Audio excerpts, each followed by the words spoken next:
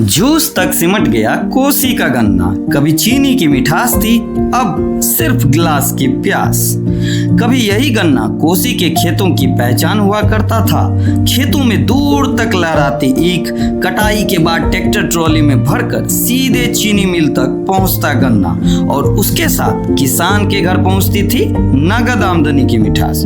लेकिन वक्त बदला, चीनी मिलों के बंद होते ही कोसी के खेतों से गन्ने की मिठास भी धीरे धीरे गायब होती चली गई। आज हालात ऐसे हैं कि कोसी का गन्ना चीनी मिल तक नहीं, सिर्फ जूस के गिलास तक सिमट कर रह गया। सहरसा और आसपास का इलाका कभी गन्ने की खेती के लिए जाना जाता था। पूरब में पूर्णिया का बनमनखी और पश्चिम में समस्तीपुर का हसनपुर, दोनों जगहों पर चीनी मिलें किसानों के लिए उम्मीद का बड़ा केंद्र थी।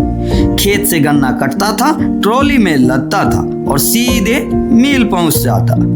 किसान को बाजार तलाशने की जरूरत नहीं पड़ती थी। लेकिन फिर मिलों की पहिए थम गए, मिल बंद हुई तो खेत भी सूने हो गए। चीनी मिलें बंद हुई तो किसानों ने कुछ साल तक उम्मीद नहीं छोड़ी। उन्हें लगा शायद मिल फिर खुल जाएगी, लेकिन इंतजार लंबा होता गया। गन्ना खेत में तैयार होता रहा, मगर खरीदने वाला कोई नहीं था। मजबूरी में किसानों को अपनी फसल औने पौने दाम पर बेचनी पड़ी। घाटा बढ़ा, निराशा बढ़ी और धीरे धीरे कोसी के खेतों से गन्ना भी कम होता चला गया। सहरसा से सटे नरियार, बेंगा, लता और गड़िया जैसे गांव में कभी जिस फसल की पहचान थी, आज वहां पहले की तुलना में 10% खेती भी मुश्किल से बची है।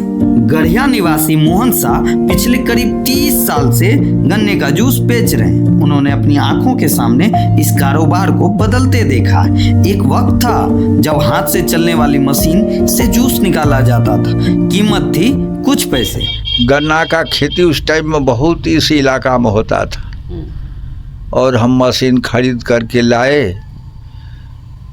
एक हाथ का निमुट हाथ का गिलास 50 पैसे में देते थे, 25 पैसा में देते थे, और भर दिन में वही 10-15 रुपया का बेचते थे, इससे ज़्यादा नहीं। आज मशीनें इंजन से चलती है। गिलास की कीमत पहुंच चुकी है 20 से 30 रुपए तक। यानी गन्ने का जूस महंगा हुआ, मशीन आधुनिक हुई, मगर गन्ने की खेती वह लगातार छोटी होती चली गई। आज किसान कट्ठे 2 कट्ठे जमीन पर गन्ना उगाते हैं, लेकिन अब उसका रास्ता चीनी मिल तक नहीं जाता। वह पहुंचती है सहरसा के चौक चौराहों पर लगी गन्ने की जूस मशीनों तक।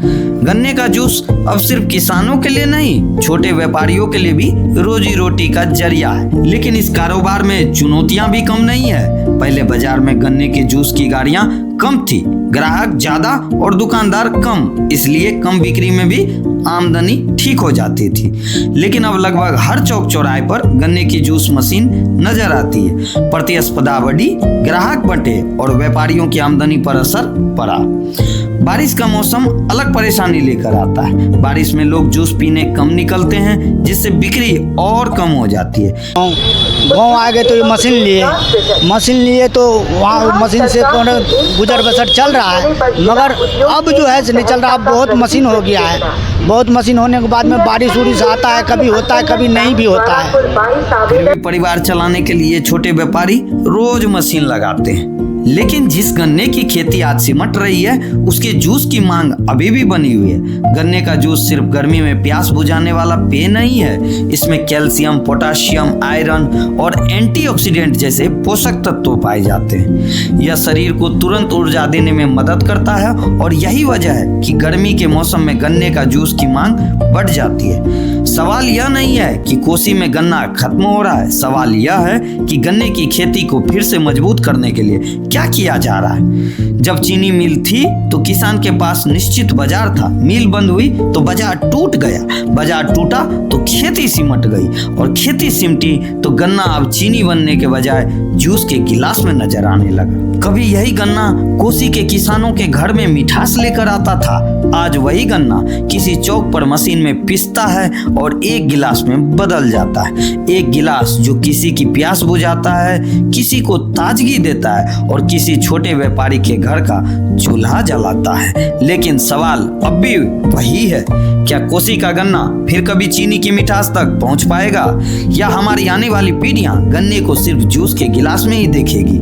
सरकार अगर गन्ने की खेती को बढ़ावा देने के लिए नई योजना लाती है, किसानों को बाजार और उचित कीमत की गारंटी मिलती है और बंद पड़ी चीनी मिलों को फिर से शुरू करने की दिशा में पहल होती है, तो शायद कोसी के खेतों में फिर से ईख की हरियाली लौट सकती है। क्योंकि गन्ना सिर्फ एक फसल नहीं, यह किसान की आय है, छोटे व्यापारियों की रोजी है और कोसी की पुरानी पहचान भी। इस कहानी को लिखा है नितिन सिंह ने। धन्यवाद।